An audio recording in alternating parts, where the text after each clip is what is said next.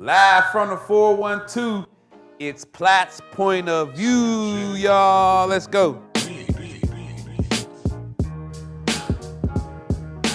Welcome back, y'all. On this episode of Platt's point of view, we're talking basketball, TBT, and NBA. What's the TBT, you ask? The TBT is the Basketball Tournament, a 24-team quarantine tournament in Columbus, Ohio, where the winning team gets $1 million. In this tournament, you'll see some of your former college basketball stars who've gotten better, EuroLeague stars, G League stars, ballers, and so on. This is the first live basketball since the NBA shut down in March. It's pretty much like an appetizer until the NBA resumes, but don't get it twisted. It's good quality basketball at a very, very high level. So tune in when you get a chance. ESPN showing it from July 4th until July 14th, and it's going to be epic. So TBT players to watch. Let's go with my first guy. This guy's like the main dude in the league. He has a decorated European career. He's the man.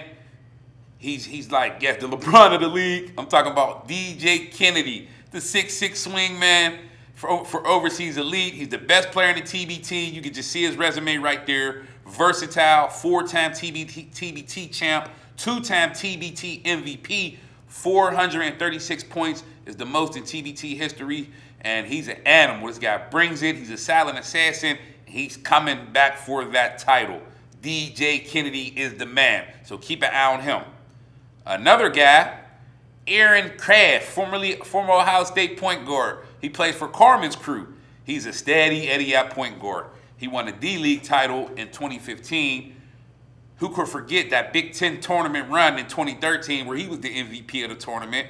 He was the D-League Defensive Player of the year before. He rarely turns the ball over. This guy's a steady Eddie, like I said, at point guard. Kind of reminds me of a slower Mark Price. He plays hard. He's going to defend. He can hit the three, hits his foul shots. It's kind of hard to rattle Aaron Craft. But this is probably his last year in TBT because he's going to medical school. So keep an eye on Aaron Craft and Carmen's crew because, yes, he's a baller. Next, you got Isaiah Austin, 7-foot center for Team Heartfire. This guy averaged 33 points in China, about 11 rebounds in the China League. He's a good low-post scorer, very active around the rim. He was a monster at Baylor a few years ago, if you can remember. And he's definitely going to have Team Heartfire. He's going to definitely give them, they're going to have something to say in this TBT tournament. So keep an eye on 7-foot Isaiah Austin, who can hit threes too. So, yeah, check him out too. You get a chance. The fourth guy, Tyrese Rice, 6'1" point guard, former Boston College stud. He plays for Challenge ALS. He's a fast score first point guard. He's a EuroLeague champion 2014. He's a Champions League MVP in 2019. He had a pretty good career at Boston College. I always was a big fan of Tyrese Rice. He could bring it. He can shoot. He's a good point guard. Like I said, he's a score first guy. You know what I mean? So check him out too, and don't sleep because Tyrese Rice has game. And last but not least, how about Joe Johnson, 6'7" forward guard swing man for overseas elite. Yeah, he's playing in the league. He's a career 37% three-point shooter. They call him ISO Joe. 7-time NBA All-Star, certified scorer. I don't think nobody's going to be able to match up with Joe Johnson, and hopefully he fits in with the chemistry with overseas elite, but I think Joe Johnson is going to tear this tournament up. So pay attention to overseas elite Joe Johnson, man. ISO Joe. Now let's talk about some TBT X factors. First, you want to talk about DeAndre Kane, the 6'5" shooting guard for overseas elite. He's probably the best two guard in Europe, man. This guy is a cold-blooded dog. You hear me? He's a cold-blooded scorer. He has improved three-point range. He's underrated as a defender. He's a 2-time Israeli League champion, and he was a third-team All-American at Iowa State. And who could forget that game winner against North Carolina if you really follow this guy's decorated career? So DeAndre Kane, he's an X factor. If he comes to play, which I know he is, but yeah, he's going to be one of the biggest reasons why overseas elite is probably going to win the title. And yes, I'm very high on this guy. Next up, you talk about Eric Devendorf, former Syracuse star for Boeheim's Army, 6'4" shooting guard. Devendorf is a gamer. He's a three-point gunner who can get hot in a hurry. Who could forget that epic, I think it was 5 overtime game years ago, Big East tournament. They played UConn, and yes, he was balling all game from start to finish. Eric Devendorf, pay attention to him because he could get hot, and he could be the catalyst and the reason why Bayham's Army walks away with this trophy. Eric Devendorf, y'all. Next up, I really like this guy. He should be in the NBA. He's a hell of a floor general. I'm talking about 6'1" point guard Scotty Machado, former Iona player. Armored Athlete is the team he plays for in the TBT. He's an NBL Fans MVP in 2020. That's the National Basketball League, Australian League. He's a pure floor general. He led the nation in assists back in 2012, 9 assists per game. He's a career 40% three-point shooter. He has a very quick first step. He's an excellent ball handler, and he has some flash in his game. Scotty Machado, pay attention. Armored Athlete, Scotty Machado, y'all. So, with 2014 in the TBT tournament, you know what I mean? I pretty much have who I think is going to win it.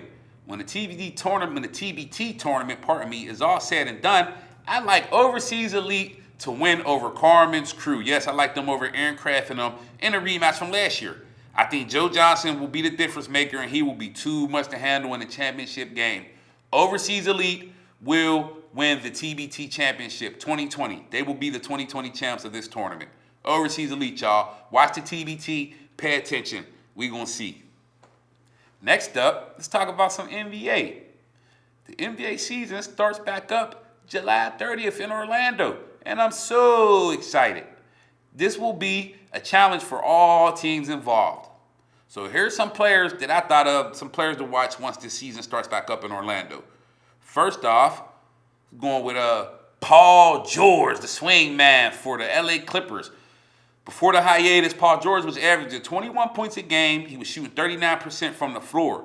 Paul George, he was battling a little shoulder injury, but now, due to the hiatus, he's fully healed. So look out. Paul George is one of the best two-way players. He's one of my favorites.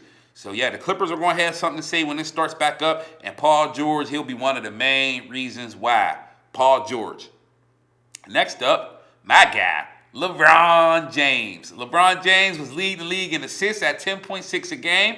He was shooting 49% from the floor and averaging 25 points per game before the hiatus. I think LeBron is more focused than ever now. He's going to have the Lakers ready, and he's going to be focused, and they're coming. So, yes, pay attention to LeBron James, too, in this bubble. Another guy. Also, how about my man, my favorite point guard, Ja Morant. Ja Morant was taking the lead by storm until the stoppage. He was averaging 17 points per game, 7 assists, and he was shooting 36% from the three-point line. Ja Morant will get the Grizzlies in the playoffs. You mark my words. This guy's just amazing. He's a solid floor general. He's shown the lead that he can play with the big boys, and Ja Morant is coming. He is coming. They might make a run this year. If not, he's going to be around for a long time. In the next couple of years, he'll be probably the top point guard in the whole league. Yeah, I said it. Ja Morant. Next up, how about Zion Williamson, man? This is going to be interesting to see Big Zion. It's been a few months since we last seen Zion play. You look at Zion now, he looks like a damn barbarian nowadays. NBA, look out.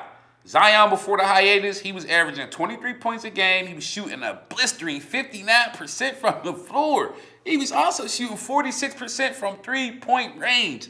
Zion, he look chiseled now. I think he's going to be, man, I think he's going to be magnificent in this bubble. I don't know if they're going to get in the playoffs, but, man, he's going to make it interesting with the Pelicans. So keep an eye on Zion Williamson, too. Okay, and also I got some NBA bubble predictions. I think Ja Morant and Zion Williamson will split Rookie of the Year honors. Ja Morant really pretty much had the Rookie of the Year on lock, but Zion, he was coming on strong before the hiatus. But I think Ja Morant is going to do enough where, you know, you got to still give him the trophy, and him and Zion will split it like Grant Hill and Jason Kidd did years ago. I think that's how it's going to be. They're going to split the Rookie of the Year trophy down the middle. Ja Morant, Zion Williamson, which is going to be remarkable because both of these guys are the future and they are coming. Next up, the Portland Trail Blazers. They are going to make things very interesting in this bubble. I don't know if they're going to get in the playoffs, the Portland Trail Blazers, but I just think Dame Lillard is built for this. If you see Melo slimmed down, he looks slimmer, he looks quicker, and I think the Portland Trailblazers are getting healthy. They get a couple of guys back. I think they're going to make this bubble very, very interesting. So keep an eye on Dame Lillard and the Portland Trailblazers.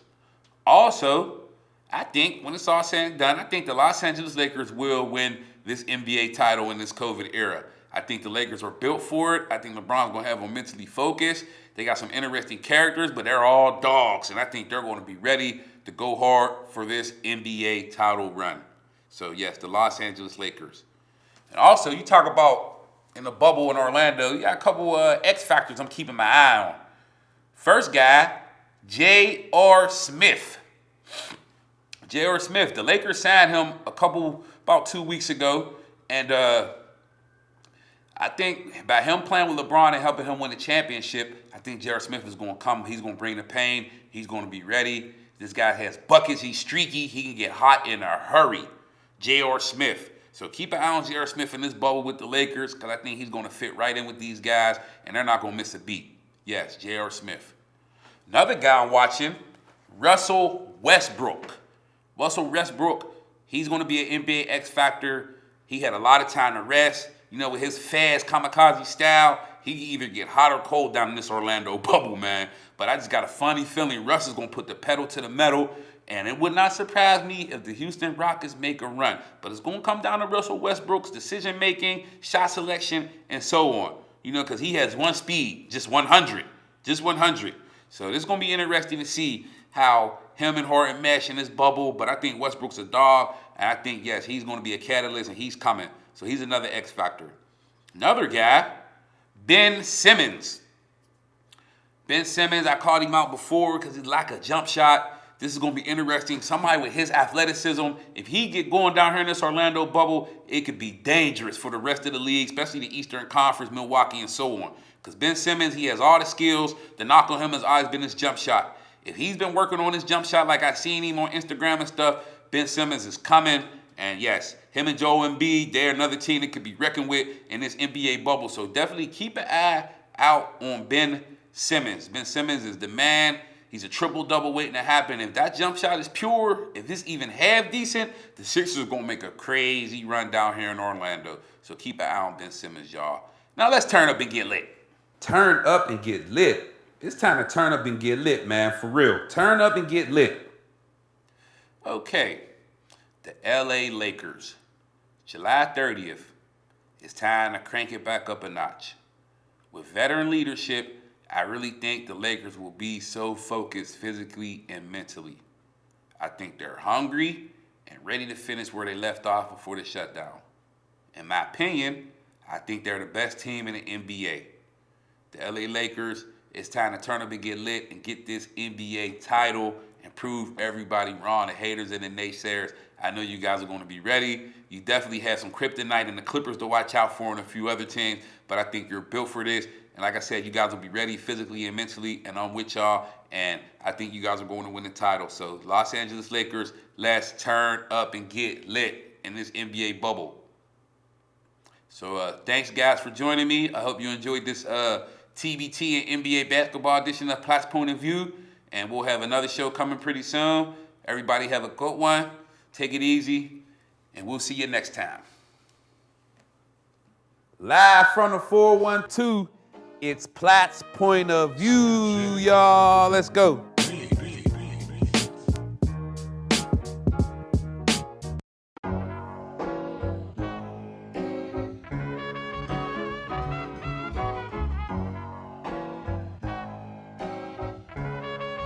CJ.